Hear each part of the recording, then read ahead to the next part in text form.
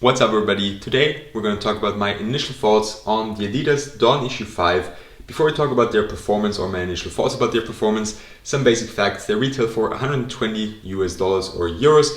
I got them sent to me from Kicks, so big shout out to them for sending them over to review. Head to their store, you'll find a link in the description box if you want to buy them. With that being said, let's get back to performance and start with my initial thoughts on the traction performance of the D.O.N issue 5.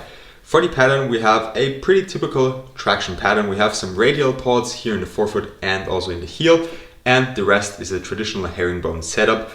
The radial pods feel quite soft, they are easy to move, so I think durability could be an issue on the radial pods. The herringbone parts are a little bit thicker and deeper as well, so I think durability should be good there. They're also not as easy to move.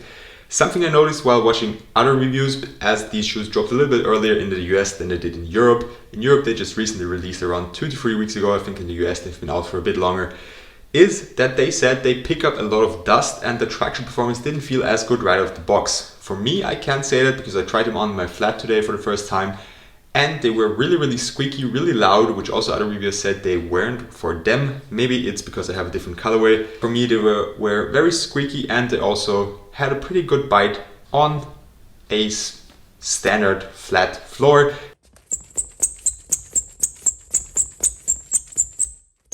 So I'm excited to try them tomorrow on court for the first time. Make sure to check my other channels for the traction test of the D.O.N issue 5 and also some shorter reviews about their traction performance. Moving on to the next aspect of the shoe, the cushioning setup, and man, they do really feel amazing. I've heard a lot of bad things about the D.O.N issue line. I've never played in a D.O.N issue shoe before. Fifth shoe is the charm for me. First time trying the Donovan Mitchell Adidas shoes, and a lot of teammates of mine have been playing with the D.O.N issue 2, also the D.O.N issue 4, and I've had a few players play with D.O.N issue 1. And all of them said that they really didn't like the cushioning setup, so I never bought them because none of them were telling me, man, that's an amazing shoe, go get them. So I was like, well, I don't like the looks too much. The only colorways I really liked were the Crayola colorways, the collab they did back there. Those were fire. But I didn't buy them, as I said, because I thought performance was bad.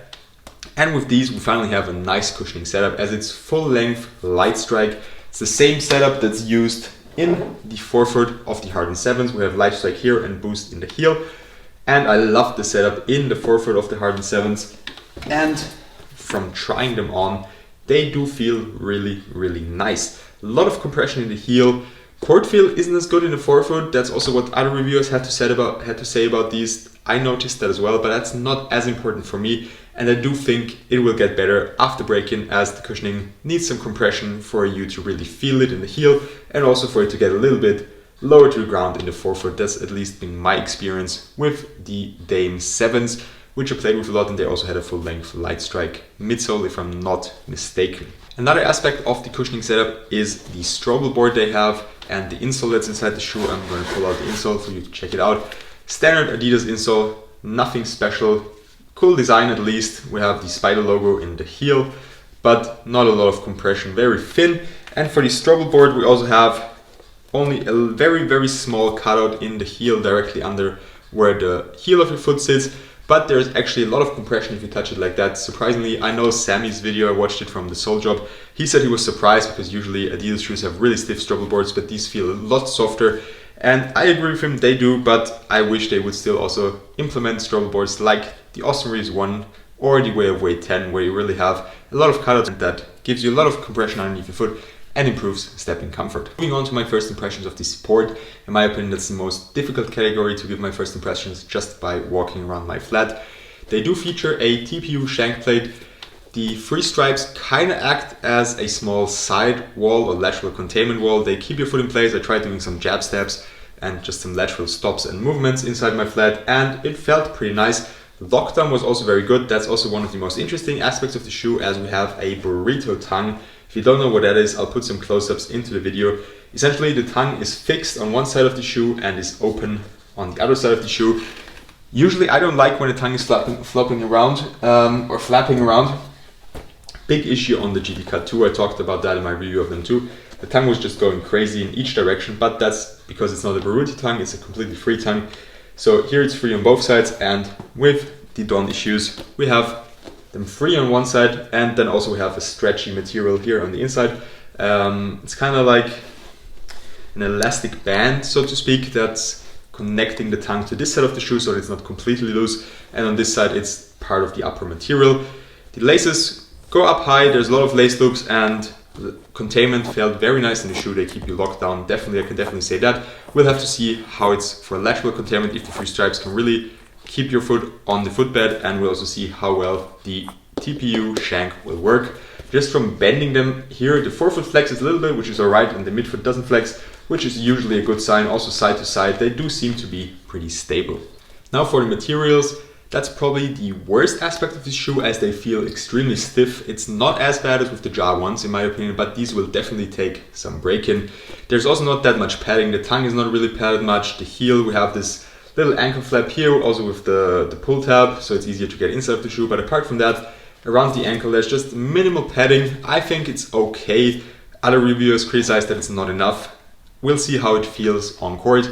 Just walking around, the heel area felt nice and comfortable, and the forefoot felt really stiff, as I mentioned before. And you can also see, just by trying to bend it, there's not really much going on there, and also just touching the material and trying to make it move a little bit, it's pretty stiff. A teammate of mine got these right when they released in Europe, and he said at first they're extremely stiff, but for him they did break in after like a week or two. The materials got softer. He actually said they got too soft, so he didn't like them after break-in. I'll have to see about that, but he also really likes stiffer setups in his shoes, so we'll see how they feel for me, and I'll keep you updated on how the materials break in my full review. Before we end the video, we'll talk about fit and weight of the shoe. For the weight, I have a scale here. I'll put it on there. We have 478 grams or 16.85 ounces in a size 13.5 US, and that's pretty average weight in my opinion. It's not very heavy, it's not very light.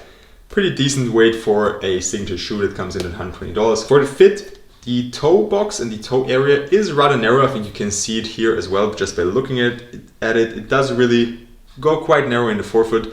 The midfoot is rather wide. They fit me very well in the midfoot, and I have an extremely wide midfoot. I went true to size, to my Adidas size, so that's what I also recommend for you guys. With that being said, that's my initial thoughts on the D.O.N issue 5. Love the colorway, love the design. Let me know your thoughts, and thanks for watching. Subscribe to my channel, leave a like. See you for the next reviews and first impression videos.